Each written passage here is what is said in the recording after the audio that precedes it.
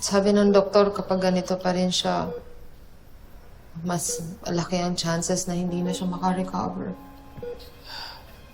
Marge, huwag kang mawala ng pag-asa. Kailangan mo lumaban para sa kapatid mo.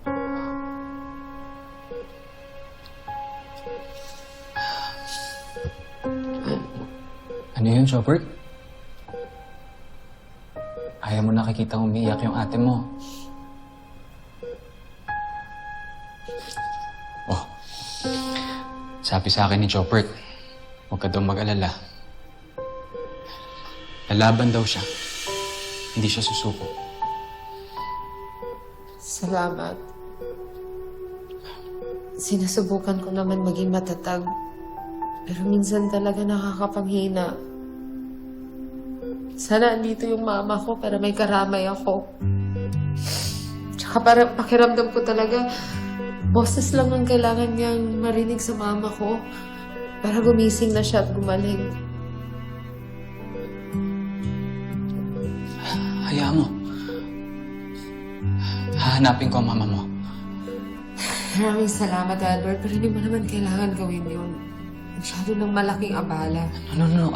Marge, gusto kong tumulong. I want to help you. Ayoko nakikitang nagkakaganito ka na yun, nahihirapan ka. And if mama mo yung way para mabawasan yung bigat na dinadala mo, that's what I'm gonna do. Gagawin ko yun. Just trust me on this, okay?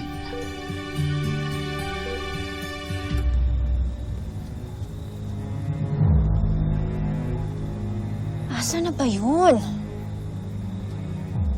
It must be around here somewhere. Wisit kasi na Jobert yun eh. Hindi pa natuluyan. Nilagyan pa kami ng problema.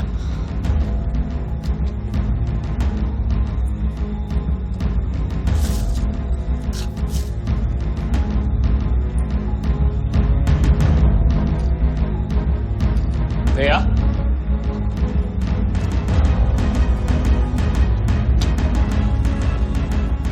Anong hinahanap mo dito? Hinahanap ko yung earrings ko. Nalaglag yata dito eh. Favorite ko pa naman yun. Kaya hindi pwedeng mawala. Asa na ba yun? Ano naman umabot yung hikaw mo rito?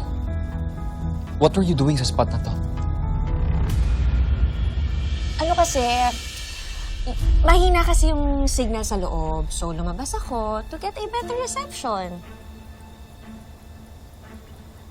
Ano naman? Teka lang. Bakit ba ang dami mong tanong? Hindi ba dapat ikaw ang mag-explain sa akin kung bakit ngayon ka lang nakauwi? Saan ka galing? Dumaan lang ako saglit sa ospital para kamustahin si Jobert at si Jasmine. Sila ba talaga ang dinalaw mo? O baka gusto mo lang talaga makita si Marge? Pwede ba? Huwag mo nga bigyan na mali siya yun.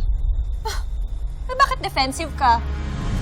Alam mo, kung ayaw mong pakialaman kita, huwag mo rin akong pakialaman.